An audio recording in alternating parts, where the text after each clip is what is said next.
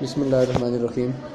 مجاز المجاز لغتاً مفعول من جاز المکان، یہ مفعول کے وزن پر ہے اور یہ مشتق ہے جاز المکان سے۔ جاز المکان یہ تب بولتے ہیں جب کوئی بندہ اپنی اصل جگہ سے آگے تجاوز کر جائے نا، عرب اس سے بولتے ہیں جاز المکان۔ لغت عرب میں یہ جملہ ہر اس چیز کے لیے استعمال کیا جاتا ہے جو اپنے اصلی مقام سے تجاوز کر جائے۔ اسی طرح جب کوئی لفظ جس معنی کے لیے وضع کیا گیا ہے، بنایا گیا ہے، اس کے علاوہ کسی اور معنی میں استعمال ہو جائے تو وہ بھی اپنی اصلی معنی سے تجاوز کر گیا ہے، اس لیے اس کو کہتے ہیں مجاز۔ پیچھے پڑا تھا حقیقت، لفظ جس معنی کے لیے وضع کیا گیا ہے اسی معنی میں اگر استعمال ہو تو اس کو کہتے تھے حقیقت، اور اگر جس معنی میں استعمال ہوا اس معنی کے علاوہ کسی اور معنی میں استعمال اس کو کہتے تھے مجاز۔ وفی الاصطلاح هو اللفظ المستعمل فی غیر ما وضع له، وہ لفظ ہوتا ہے ایسا لفظ جس کو استعمال کیا گیا ہو فی غیر ما وضع له، سوائے اس معنی کے جس کے لیے وہ وضع کیا گیا ہے، لعلاقۃ بینہما، ان دونوں معنوں کے درمیان تعلق کی وجہ سے، یعنی اس کا جو حقیقی معنی ہے جس کے لیے وضع کیا گیا ہے اور جس میں استعمال ہو رہا ہے، ان دونوں معنوں میں تعلق کی وجہ سے حقیقی معنی کو چھوڑ کر مجازی معنی مراد لیا جا رہا ہو۔ اسی طرح سے جب کوئی لفظ اپنے معنی اصطلاح میں مجاز وہ لفظ ہے جو غیر ما وضع له معنی کے لیے استعمال کیا جائے، غیر ما وضع له جس معنی کے لیے وضع کیا گیا اس کے غیر میں، بشرطے کہ ان دونوں معنی کے درمیان کوئی خاص علاقہ تعلق موجود ہو اور ایسا قرینہ پایا جائے جو حقیقی معنی مراد لینے کے معنی ہو۔ وقرینۃ تمنع ارادۃ المعنی الحقیقی للفظ،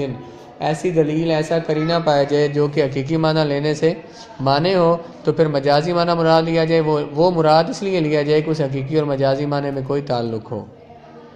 مجاز کی 4 قسمیں: مجاز لغوی، مجاز شرعی، مجاز عرفی عام اور مجاز عرفی خاص۔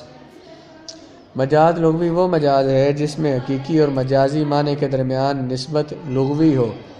یا یوں کہہ لیں کہ لفظ کو ایک معنی سے دوسرے معنی میں استعمال کرنے والے جو ہیں وہ اہل لغت ہوں، اس کو کہتے ہیں مجاز لغوی۔ جیسے اسد شیر کو کہتے ہیں اصل میں تو پھر اس بہادر آدمی کو بھی اسد کہتے ہیں، تو یہ اس کو مجازی معنی میں استعمال کرنے والے اہل لغت ہیں، اس لیے اس کو کہتے ہیں مجاز لغوی۔ مجاز شرعی پڑھ لیں پھر کچھ۔ مجاز شرعی وہ مجاز ہے جس میں حقیقی اور مجازی معنی کے درمیان مناسبت شرعی ہوتی ہے، یا یوں کہیں کہ اس کو حقیقی معنی سے مجازی معنی میں استعمال کرنے والے اہل شرع ہوں، شریعت والے ہوں۔ جیسے کہ لفظ صلاۃ یہ دعا کے معنی میں تھا تو پھر اس کو نماز کے معنی میں استعمال کیا جانے لگا، ارکان مخصوصہ کے معنی میں، تو یہ اس کا ہو گیا، یہ ہے مجاز شرعی۔ مجاز عرفی عام وہ مجاز ہے جس میں حقیقی معنی سے مجاز کی طرف منتقل کرنے والا عرف عام ہو۔ عرف عام والے عام عرف میں حقیقی معنی کو چھوڑ کر مجازی معنی مراد لیا جا رہا ہو کسی لفظ کا، اس کو مجاز عرفی عام کہیں گے۔ جیسے لفظ دابۃ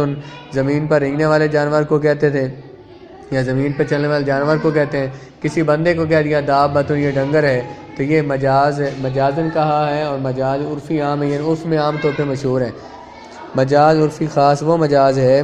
جس میں حقیقی معنی سے مجاز کی طرف پھیرنے والا عرف خاص ہو، ایک خاص اصطلاح والے، خاص علم والے، یا خاص کیا اسے کہیں،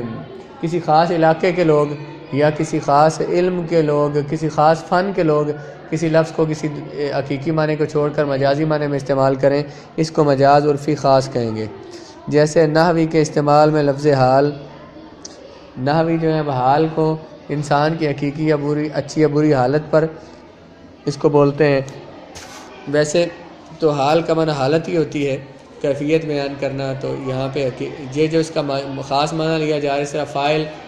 کا جو معنی لیا جا رہا ہے، جو نحو والے مثلا اس کا اور معنی مراد لیتے ہیں، تو کہ جس کی طرف فعل کی نسبت کی جائے، ویسے فاعل کہتے ہیں کام کرنے والے کو، وہ کہتے ہیں اس کی طرف فعل کی نسبت کی جائے اسے فاعل کہتے ہیں۔ تو یہ لفظ کا فاعل کا حقیقی معنی تھا کام کرنے والا، اور مجازی معنی میں جس میں یہ استعمال ہو رہا ہے یہ مجاز عرفی خاص ہے۔ کسی بھی مجاز کے صحیح ہونے کے لیے یہ شرط ہے کہ جس طرح مجازی معنی پر دلالت کرنے کے لیے قرینہ کا موجود ہونا ضروری ہے، اسی طرح حقیقی اور مجازی معنی کے درمیان کوئی تعلق اور واسطہ پایا جانا بھی ضروری ہے۔ حقیقی معنی کو چھوڑ کر جو مجازی معنی مراد لیتے ہیں، تو مجازی معنی مراد لینے کے لیے کسی قرینہ اور دلیل کا ہونا ضروری ہے۔ اسی طرح اس حقیقی اور مجازی معنی کے درمیان کوئی تعلق ہونا بھی ضروری ہے۔ اگر مجاز مفرد الفاظ میں موجود ہو تو اس کو مجاز فی المفرد کہتے ہیں۔ مجاز اگر مفرد ہو، مثلا ایک اکیلے لفظ کو اس کا حقیقی معنی چھوڑ کر مجازی معنی مراد لیا جائے، اس کو مجاز فی المفرد کہتے ہیں۔ اور اگر جملہ میں مجاز ہو، اس کو مجاز فی الترکیب کہتے ہیں۔ جیسے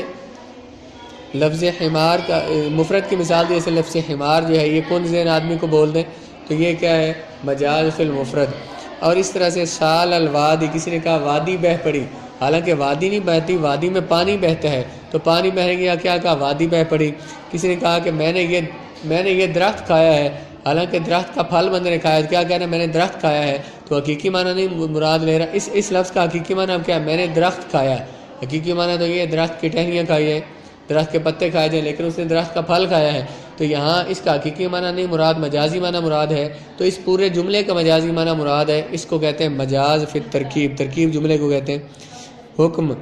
ثبوت المعنی المجازی لللفظ و تعلق الحکم بھی، مجاز کا حکم لفظ کے مجازی معنی اور اس سے متعلقہ حکم کا ثابت ہونا ہے۔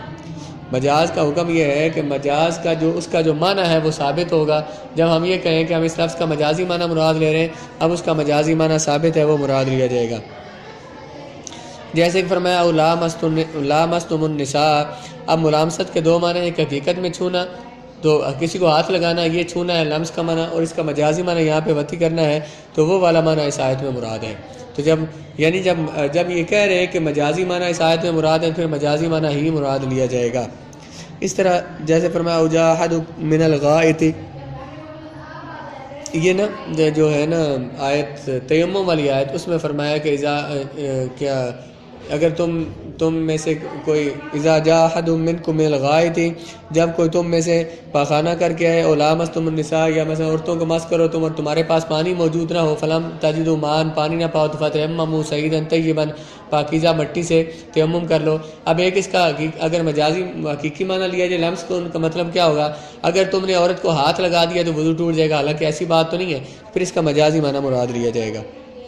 اس طرح جاہد منکم من الغائط، یہاں لفظ غائط کا مجازی معنی ہے حدث اصغر استعمال ہو رہا ہے، اس کا حقیقی معنی مراد نہیں ہے۔ حقیقی معنی اس کا ہے زمین کا وہ پست حصہ جو قضائے حاجت کے استعمال کیا جائے، اس کو غائط کہتے ہیں، لیکن یہاں اس کا مجازی معنی مراد پیشاب کرنا، قضائے حاجت کرنا مراد ہے۔ حقیقت اور مجاز کے درمیان تعارض، جب بھی کوئی لفظ استعمال کیا جائے تو پہلے اس کو حقیقی معنی پر محمول کیا جائے گا، اس کا حقیقی معنی مراد لیا جائے گا، بشرطے کہ اگر کوئی معنی موجود ہو، کوئی ایسا معنی موجود ہے جس کی وجہ سے حقیقی معنی مراد نہیں لے سکتے، تو پھر مجازی معنی مراد لیں گے، کیونکہ اصول یہ ہے کہ الاصل فی الکلام هو الحقیقت، اصول یہ ہے کہ کلام میں اصل یہ ہے کہ اس کا حقیقی معنی مراد لیا جائے۔ جیسے کسی نے کہا رأیت اسدا، میں نے شیر دیکھا، تو ہم یہی سمجھیں گے کہ اس نے شیر ہی دیکھا ہے، جو حقیقی معنی اس کا مراد ہے۔ یہاں حقیقی معنی مراد لینے سے کوئی چیز ہمیں روک نہیں رہی، حقیقی معنی مراد ہوگا۔ اب اگر وہ کوئی بندہ یہ کہے کہ میں نے اس سے مراد تو بندہ لیا تھا، بہادر بندہ، میں نے وہ مراد لیا تھا، تو ہم یہ کہیں گے کہ اس کا جب تک حقیقی معنی مراد لینے سے کوئی چیز مانے نہ ہو، پھر مجازی معنی مراد لیتے ہیں۔ اگر وہ یہ کہہ رہا ہے کہ میں نے اس سے مجازی معنی مراد لیا تھا، بندہ مراد لیا تھا، تو وہ غلط کہہ رہا ہے، کیونکہ یہاں مجازی معنی مراد لینا ممکن ہے، کوئی بھی اس سے منع کرنے والی چیز موجود نہیں ہے۔ جیسے اس نے کہا رہی تو اسد سے مراد ہوگا انہ رأى الحیوان المفترس، اس نے چیرنے پھاڑنے والا حیوان اس نے دیکھا ہے، نہ کہ بندہ اس سے مراد ہو۔